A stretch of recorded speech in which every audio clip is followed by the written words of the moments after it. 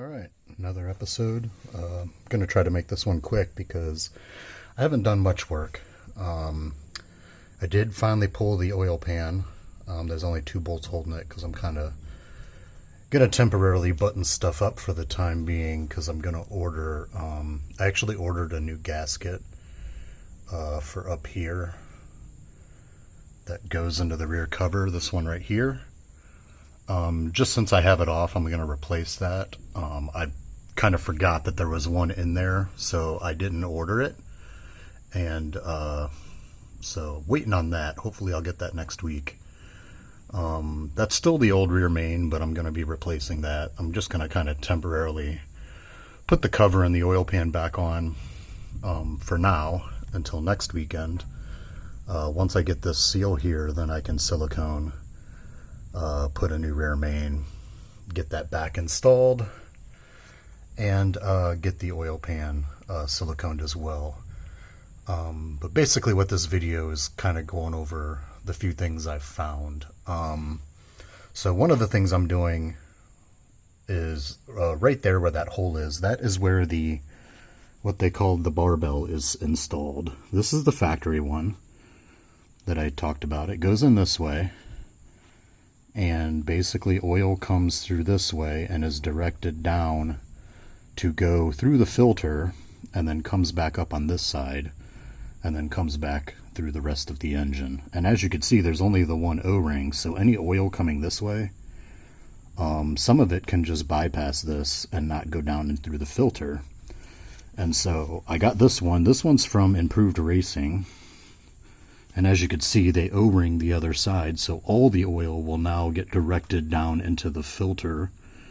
And as you can see, this one's billet, and they kind of smooth the face of it, and they do some tapering here to kind of direct the oil flow instead of it kind of hitting, you know, a straight 90. And it's the billet aluminum. But since I was going to be taking this off, I went ahead and ordered that. Those that haven't heard of Improved Racing, their products seem to be do pretty well. If you remember my video where I redid the distribution block thing off of the side of the trans for the oil cooler, or the trans cooler lines, that is actually an Improved Racing part. Haven't had any issues. This has an internal thermostat just like the factory one. It actually has 4 bolts on the side where you can take it out, and they actually sell different temperature thermostats, so you can adjust based on what kind of thermostat needs you want for your 8090. So that's a nice little product. I haven't seemed to have any issues with that, so I figured I'd go ahead and get their barbell. I think there's a couple companies that make different styles. Some have the double O-rings. I've actually seen some that are the billet and they still only have the rear O-ring. They don't have the one in the front. But I wanted the both, fully direct the oil. Hopefully will help with the oil pressure issues as well. So as far as my leak, what I have seen so far is so this oil pan has the standard it has 2 seals that go on either the outlet and the inlet of the filter, and then it has a seal up front for the oil pump. The seal up in the front looked fine. It wasn't blown out or anything like that. These 2, they look okay. They're a little deformed, but not to where it looks like oil was actually leaking through. But this oil pan, I have this block where the oil filter threads onto that actually attaches right here. And then there's another 2 sets of O-rings. There's one there, one there. I'll show you those here in a minute. But basically that plate uses this bolt and this bolt, which also tighten the oil pan down. So when I was torquing the oil pan, I had to make sure that I had that on there. But those 2 O-rings I had reused the last time. It looks like they may not be seating very well. They're pretty flat. They no longer have kind of the circle shape. So I'm thinking my leak was potentially these O-rings, not the ones actually sealing the pan to the block. I'll go ahead and show those here in a minute, but there's two recesses that are actually on the block. Let's actually get out and kind of show you. Let's crawl out here. So here is our O-rings. Let me see if I can get some good light. So as you can see, they're pretty flat. You know, as you can see, they're pretty narrow in relation to how thick they are. So when these sit in this recess, hopefully I could show you through this bag. As you can see, we have this recess here. When those sit inside there, they're pretty much almost below the block. So I think my issue is I'm blowing oil out of these. It may be one, it may be both, but it's looking like once I basically unthreaded this, not even an eighth of a turn, and oil was already pouring out of here. That shouldn't have been enough to already release oil from here, especially since I had drained the oil. But I'm kind of thinking these things weren't seated very well. And this is right at that area that I had showed in the previous video at the rear cover where there was oil. But oil coming out of here would actually catch the flex plate as it spins around, and that flex plate would fling that oil everywhere. So I'm thinking that this is the culprit. Whether or not that is enough of a gap that it was causing the probably air pushing in and oil pushing out, I don't know yet. I'm hoping that's the case because I'm going to go get 2 new O-rings. I haven't seen any other issues, so I'm not really sure what else to do from here. There's nothing really left in the oiling system to look at besides the pump, which if I'm registering a pressure, I'm assuming the pump is good. I don't know how else I would build pressure in the oiling system if the pump has actually failed. You know, the pump on these are mechanical, so pretty much if the engine's spinning, the pump is spinning. So what could actually cause the pump to build pressure but not move oil, in my mindset and understanding, I don't think the pump is the issue. But you never know. I've seen some weird stuff. But I think this is the next step. I think we get the 2 O-rings. I reseal the oiling system, the pan, the rear main replaced. We'll throw in the new barbell. We'll put some oil in it.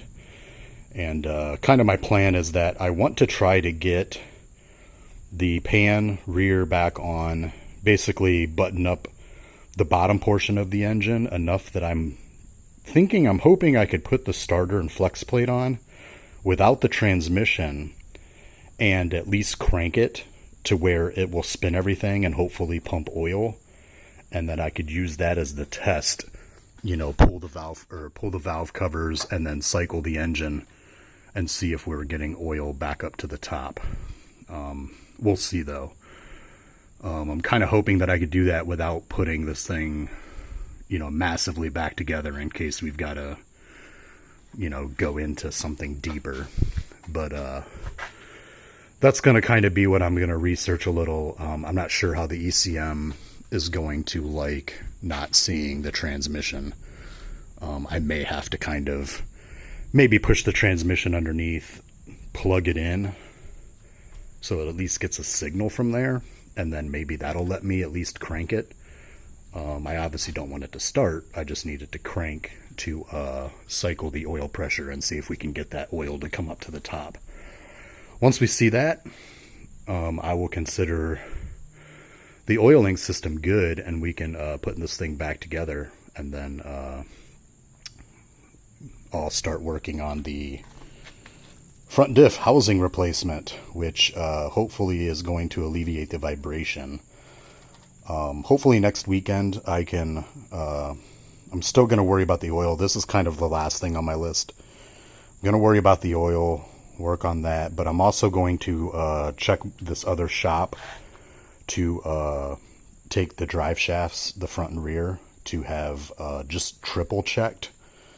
Hopefully I could do that. Maybe I'll try to do that during the week sometime, because it is on my way to where I work. So if that's the case, I can try to drop them off on my way to the office and pick those up, and hopefully at the same time of buttoning all this up, we have the vibration issue taken care of, and we will be essentially 100%, besides, you know, kind of verifying our fueling and start working on bumping the timing up to kind of get the full potential out of this engine.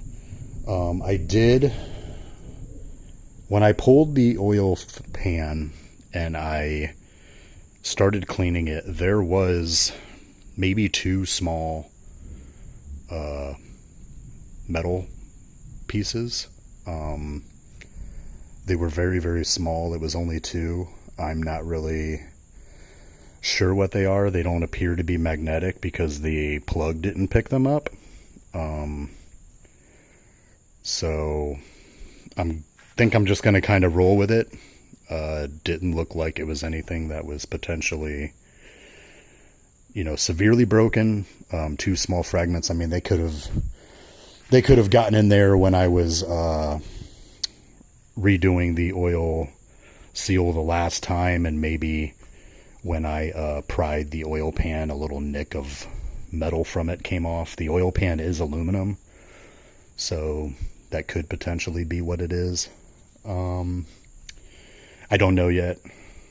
It wasn't enough to kind of really concern me. It's a little concerning just because of us possibly running this with oil not getting to all of the areas that need to be lubricated. So there's still concern there, but it's not to where I'm like, oh my God, I've got to pull this whole engine. I did look up from the crank area. The cam looks fine. I mean, there's the typical roller, you know, where it sits there and rolls on the lifter. There's just kind of the groove, not necessarily groove, but that kind of wear where that roller is spinning on there. Not wear as in, you know, it's wearing out. Wear as in, you know, it's rolling on it correctly. I didn't see anything abnormal there. There was still oil that was still all up on the back sides of the pistons, all up on the cam. So it looks like that was getting oil. It may just not have been enough to get it all the way to the top, to the heads. But we'll see. We're going to keep working on it. All right, well, storm's coming in, so I'm going to get this rear cover back on, and I'll see you guys on the next one.